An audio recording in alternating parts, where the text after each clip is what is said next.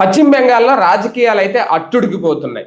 మమతా బెనర్జీకి కంటి మీద కునుకు లేకుండా పోతుంది. మొన్నటి వరకు సర్రు, ఇప్పుడు మళ్ళీ ఈ బొగ్గు కుంభకోణం. ఏకంగా ఆమె ఈడీతోనే ఢీకొంటుంది. ఒక పక్క మోడీ మీద ఆరోపణలు చేస్తూ ఇప్పుడు తాజాగా ఐపాక్ కు సంబంధించిన కార్యాలయాల మీద జరుగుతున్న సోదాలు ఏవైతే ఉందో అక్కడ కావాలనే వీళ్ళ రాజకీయ వ్యూహాలకు సంబంధించిన కొన్ని ఫైల్స్ ని తీసుకెళ్లే ప్రయత్నం, దొంగతనం చేస్తున్నారంటూ ఆమె చేస్తున్న వ్యాఖ్యలు. కానీ నిన్న తాజాగా అమిత్ షా కార్యాలయం ఎదుట వాళ్ళ ఎంపీలు ఎవరైతే ఉన్నారో టీఎంసీకి సంబంధించి వాళ్ళందరూ ఆందోళన చేయడం కానీ, అంటే ఎన్నికలకు ముందు పశ్చిమ బెంగాల్లో చోటు చేసుకుంటున్న ఈ తీవ్ర ఉద్రిక్త పరిస్థితుల్ని రాజకీయ కోణంలో ఎలా చూడాలి, ఏంటి అంశం మీద చర్చించే ప్రయత్నం చేద్దాం.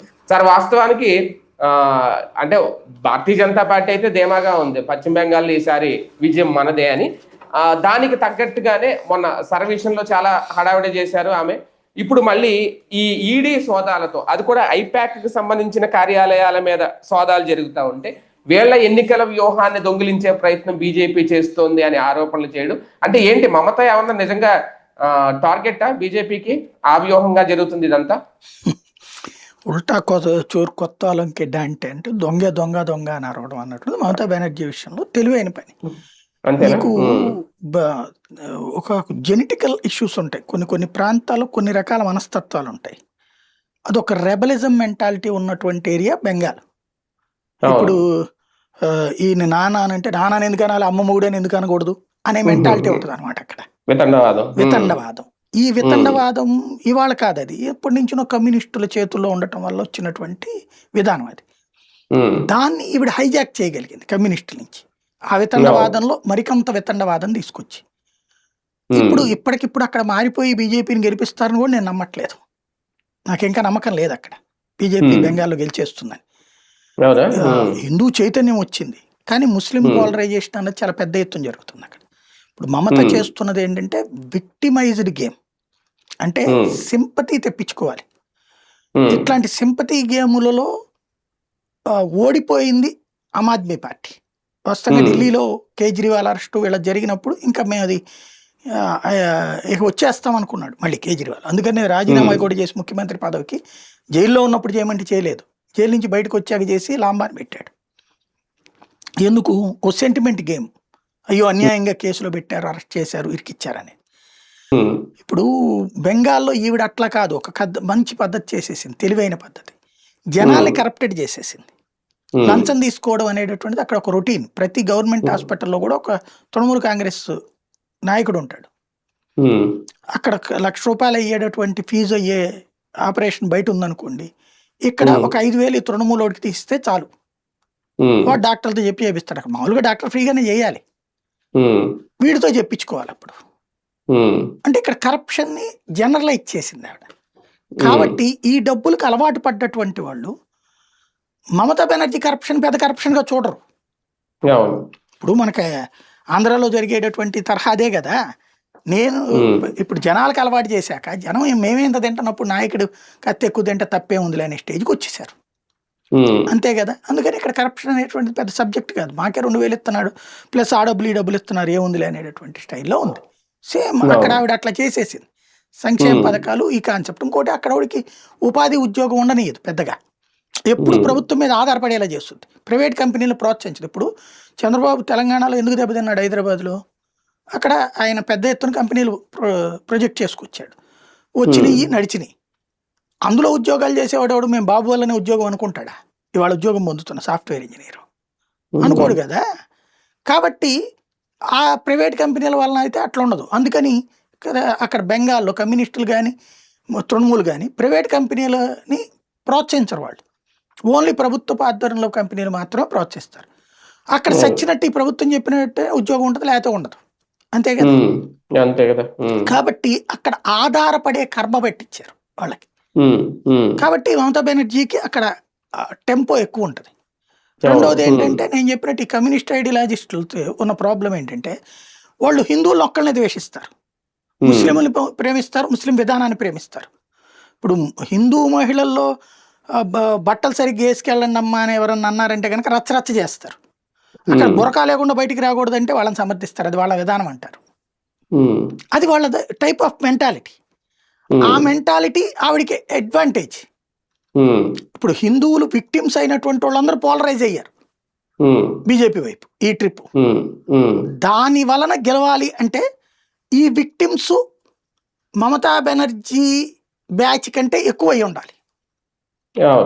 అదైతేనే గెలుపు సాధ్యం. లేకపోతే రివర్స్ గేమ్, తన ప్రభుత్వ అసమర్థత అసంతృప్తిని డైవర్ట్ చేయడం. అక్కడ ఉద్యోగాలు లేవు, ఉపాధి లేదు. బెంగాలోళ్లే కదా ఇప్పుడు మనకు వచ్చి ఇక్కడ పనులు చేసేది చాలా మంది. గోల్డ్ అంతమంది ఇక్కడికి వచ్చి పనులు చేసేవాళ్ళు బెంగాలోళ్లే. దేశం మొత్తం నలుమూలకి పోయి పని చేసుకోవడం వాళ్ళు. వాళ్ళకి అక్కడే పని దొరకనటువంటి పరిస్థితి ఉంది. కాబట్టి అలాంటి వాళ్ళందరికీ ఏంటి ఇప్పుడు ఆవిడ చెప్పేది, నేను పోరాడుతున్నాను, నన్ను మోడీ ఆపేస్తున్నాడు, నన్ను వాళ్ళు ఇబ్బంది పెడుతున్నారు, నేను పోరాడుతున్నాను. ఎక్కడెక్కడ ఉంటారు వీళ్ళు, లోకల్ గా ఉన్న వాళ్ళకి తెలుసు అక్కడ ఏం జరుగుతుంది. ఎక్కడెక్కడ ఉన్న వాళ్ళందరూ కరెక్ట్గా అక్కడికి వెళ్ళేందుకు ఏర్పాట్లు చేస్తుంది ఆవిడ. మనకు గనక ఎలక్షన్స్ అప్పుడు తెలంగాణ నుంచి ఈ ప్రాంతాల నుంచి పిలుచుకొస్తారు చూడండి, ఆ టైప్. కాబట్టి ఇది ఇంకొకటి ఏంటి, కాంగ్రెస్ ని కమ్యూనిస్టుల్ని ఈ కార్నర్లో ఇరికిచ్చేసింది. ఇప్పుడు ఏంటి, మమత పోరాడుతోంది మోడీ మీద, కాంగ్రెస్ కి అక్కడ సీన్ లేదు, కమ్యూనిస్టులకి సీన్ లేదు. ఒకప్పుడు వాళ్లే పరిపాలించింది. కమ్యూనిస్టులు 30 ఏళ్ళు పరిపాలించారు, కాంగ్రెస్ పార్టీ 30 ఏళ్ళు పరిపాలించింది. ఇప్పుడు 15 ఏళ్లే కదా. కాబట్టి ఇప్పుడు వాళ్ళిద్దరూ కూడా పక్కకు ఉండిపోవాలి, ఉండిపోయి ఈమెకే వేయాలి, లేదా వాళ్ళు ప్రభుత్వ వ్యతిరేక ఓటు చీల్చాలి, చీల్చి బీజేపీకి వెళ్లకుండా చూడాలి. ఇది వ్యూహం.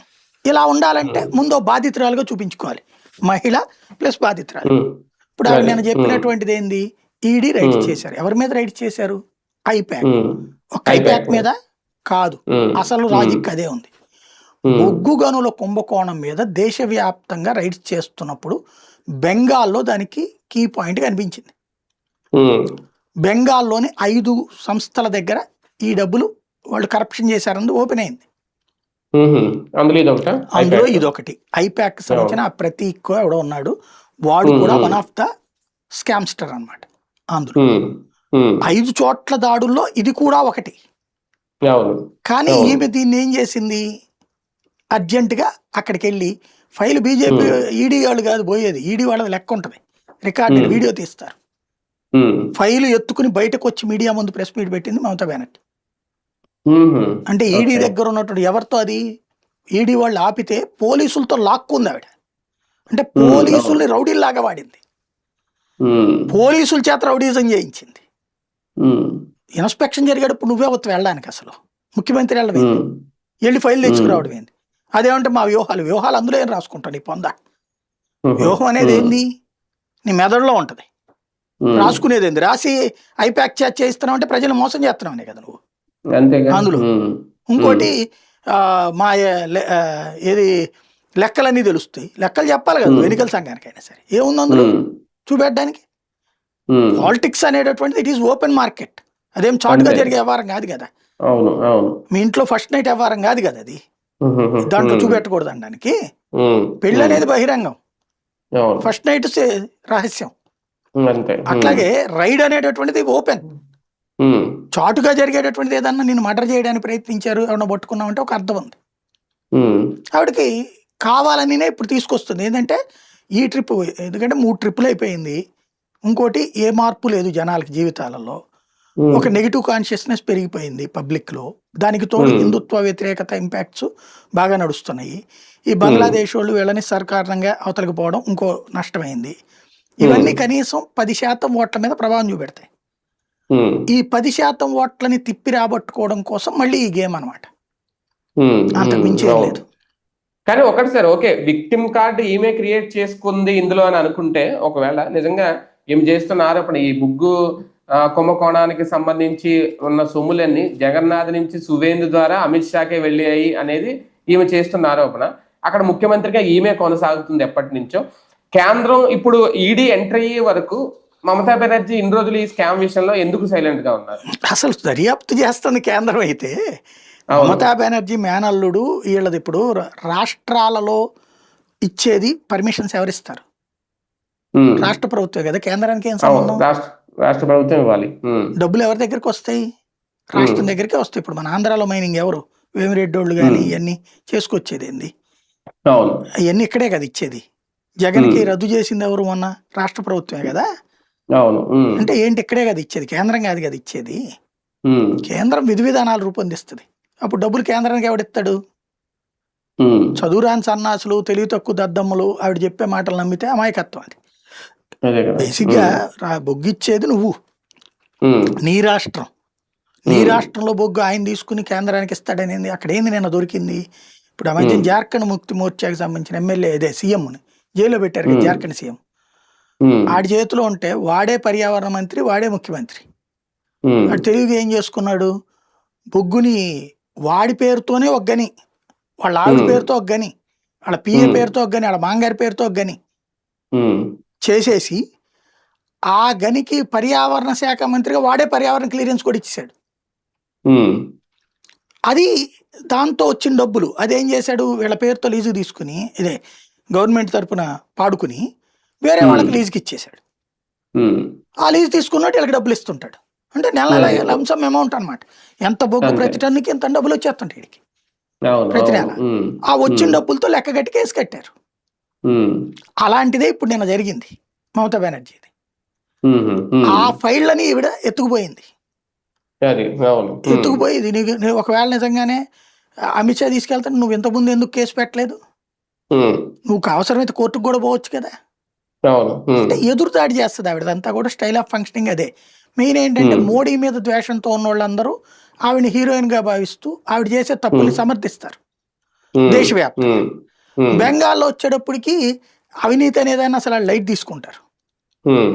కాబట్టి నడిచిపోతుంది అనమాట అక్కడ. ఇప్పుడు ఈ పోరాటం, మమతా బెనర్జీ పోరాటం మోడీ తోట, ఈడీ తోట? ఎన్నికల్లో జనంతో, అంత మించి ఏం అవునా? లేదు. వీళ్ళిద్దరిని చూపెట్టి జనాల దగ్గర ఓట్లు నొక్కేయాలి, అంత మించి లేదు. ఉమ్.